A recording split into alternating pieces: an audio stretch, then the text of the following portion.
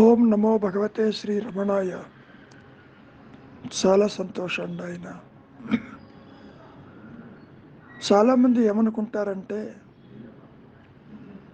అహం బ్రహ్మస్మి అంటే నేనే పరబ్రహ్మని, నేనే పరబ్రహ్మని, నేనే దైవాన్ని అని అనుకోవటం కాదు. ఇక్కడ సత్యము ఏదైతే అహం స్ఫురణగా ఈ జీవుడిలో ఉన్నదో ఆ అహం స్ఫురణే పరబ్రహ్మము. అదే అహం బ్రహ్మస్మి. అహం స్ఫురణే పరబ్రహ్మగా ఉన్నది అని అర్థం. అంతేకాని దేహాత్మబుద్ధితో పరిమితమైనటువంటి జీవుడిగా నేనే ఆ ఈశ్వరుడిని, నేనే భగవంతుణ్ణి, నేనే పరబ్రహ్మని అనుకోవటం కాదు. అనుకోవటం వల్ల ఎన్నో అనర్థాలు వస్తాయి. కారణం ఇప్పటికే తాను కాని దానితో తన ఉనికిని ఏర్పరచుకుని అష్టకష్టాలు పడుతున్నాడు. మరి నేనే భగవంతుణ్ణి అనుకుంటే ఇక కావలసినటువంటి కష్టాలు అన్నీ వస్తాయి. మరి కనుక అహం బ్రహ్మస్మి అనేది మనం ప్రత్యక్షమైనటువంటి వృత్తి. అదేమిటండి? ఆత్మని వృత్తి అంటారేమిటి అనుకోవచ్చు.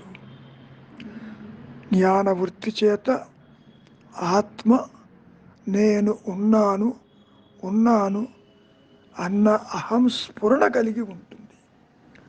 ఇక్కడ ఏ విధంగా అయితే చిత్తవృత్తులు కర్మ ప్రభావంతో బుద్ధి కర్మానుసారణిగా అవి వస్తూ పోతూ ఉంటాయో, ఇవన్నీ మనం అహంకారము నిలుపుకోవటానికి చేసేటటువంటి వృత్తి ఏమిటి అంటే ఆలోచనలు.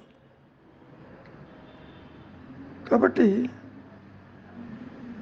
జీవాత్మ భావనలో చిత్తవృత్తులు ఉన్నట్లే ఆత్మస్థితిలో కూడా జ్ఞాన వృత్తి చేత నేను ఉన్నాను ఉన్నాను అనే అహం స్ఫురణ స్వయం ప్రకాశమై ఉంటుంది. అందుకని అహం బ్రహ్మస్మి అనేది మొదటి ప్రత్యక్ష వృత్తి అని మనం చెప్పుకోవచ్చు. ఎందుకంటే అది ప్రకటించనిదే నీ స్వరూపం అని తెలియదు. జీవుడు ఆత్మని తెలుసుకోవటం కాదు, ఆత్మ ప్రకాశంలో జీవుడు లేకుండా పోతాడు. కారణం ఒకటే నేనుంది, రెండు నేను లేవు. దేహాత్మబుద్ధి నేనుగా ఆత్మని తెలుసుకోవటం జస్ట్ అవుట్ ఆఫ్ క్వశ్చన్. కారణం ఇది మాయా. నేను దేహాత్మబుద్ధి అనేది లేదు, తల ఎత్తలేదు. కానీ నీవు దేహాత్మబుద్ధితో నేనే భగవంతుడిని అనుకుంటే మరి వచ్చేవన్నీ అనర్థాలే కదా. దేహం అనుకుంటేనే ఇన్ని అనర్థాలు వచ్చినాయి, కామక్రోధాదర్శుల వర్గాలతోటి. మరి నేనే భగవంతుడిని అనుకుంటే ఇంకా రావాల్సింది కష్టాలు రాకపోతాయా? ఇక రెండవది విషయం, బ్రహ్మైవ అహం అంటున్నారు అంటే అది పరోక్షమైన జ్ఞానము. ఏ బ్రహ్మాకారం అయితే ఉన్నదో అది అహం రూపేణ ఉన్నదని మనం ఇక్కడ మాయలో చెప్పుకోవచ్చు. పరోక్ష జ్ఞానము అంటే ఇండైరెక్ట్ పర్సెప్షన్స్. ఇప్పుడు నేనే అది అన్నారనుకోండి, అదంటే ఏమిటో తెలియదు, దేహాత్మబుద్ధితో చెబుతున్నారు. కాబట్టి ఏదైతే ఉన్నదో అదే నేను. బ్రహ్మైవాహం అంటే పరబ్రహ్మము, జ్ఞానమే. నేనుగా ఉన్నాను అనేది పరోక్ష జ్ఞానం. నిజానికి మొట్టమొదటిది ఆత్మ సాధనతో ప్రారంభమవుతుంది. రెండవది ఉంది పరోక్ష జ్ఞానము. ఆత్మకన్యము అయిన పరబ్రహ్మతో మొదలిడి అది అనుభూతమే కదా అని సరిచూస్తుంది, రుజువు చేస్తుంది. అది అంటే నాయన దైవాన్ని చూడటానికి నీవు బయలుదేరావు. నీకు అన్యంగా భావిస్తున్నావు, దైవాన్ని పూజిస్తున్నావు, స్మరిస్తున్నావు, ధ్యానిస్తున్నావు, భజిస్తున్నావు. ఒకటి కాదు, యంత్రతంత్రాలతో పూజిస్తున్నావు. చెయ్యి. అక్కడ ఏమవుతుంది? నీవు ఎప్పుడైతే భగవంతుణ్ణి అంటే ఆత్మని, అన్యముగా అయినటువంటి పరబ్రహ్మని, దైవాన్ని పూజిస్తున్నావో చివరికి నేను నీలోనే ఉన్నాను అంటూ నేనుగా స్ఫురణగా అది ప్రకాశిస్తుంది. అందుకని మహర్షి ఏమంటున్నారు? ఒకటేమో ప్రత్యక్ష వృత్తి, నేను ఉన్నానన్న జ్ఞానం. రెండవది అహంకారం అనేది లేదు. నీవనుకునే భగవంతుడు ఆత్మేను, నీవనుకునే పరబ్రహ్మము ఆత్మేను.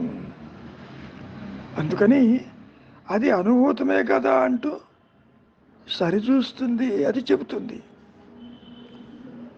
నీవు దైవాన్ని చూడబోతావు. నేను నీలోనే ఉన్నాను, ఆ పరబ్రహ్మమే ఆత్మగా ఉన్నాను, స్ఫురణగా ఉన్నాను అంటూ అది ప్రకాశిస్తూ నిన్ను నడిపిస్తుంది. మరి పరోక్షమైన అపరోక్షమైన అది జ్ఞానానికే దారి తీసింది కదా. దానంతటది ప్రకాశిస్తేనేమో అపరోక్ష జ్ఞానం అంటివి. నీవు మౌనము చేత, విచారము చేత, సాధన చేత, నిశ్చలత్వము చేత, అంతర్ముఖం చేత, చింతా విహీనం చేత నిలిచి ఉన్నప్పుడు ఆత్మ అనుభూతమే కదా అని ఆ జ్ఞానమే సరిచూస్తుంది, సరిచేస్తుంది. మంచిది. రెండిటికి తేడా అంటూ ఏదీ లేదు. రెండూ జ్ఞానమే. ఇది సాపేక్షము, అది పూర్ణ జ్ఞానము. నేను చూస్తున్నాను సాపేక్షము. సబ్జెక్టు ఆబ్జెక్ట్ ఉంటుంది, మరి కలపటానికి జ్ఞానం కావాలిగా. సబ్జెక్టు ఆబ్జెక్టు తానై ఉంటుంది ఆత్మస్థితిలో. తనకు తానుగానే తన స్వరూపాన్ని నిరాకారంగా, అనంతంగా చూడగలిగిన సామర్థ్యము ఒక ఆత్మకే ఉంది. మరి మాయలో కలిపేది సాపేక్షము, పరోక్షము. ఇది జ్ఞానమే. ఇది అభాసమైనటువంటి జ్ఞానము. స్వయం ప్రకాశము లేదు. ఈ అహంకారము తన మూలాన్ని తాను తెలుసుకోలేదు.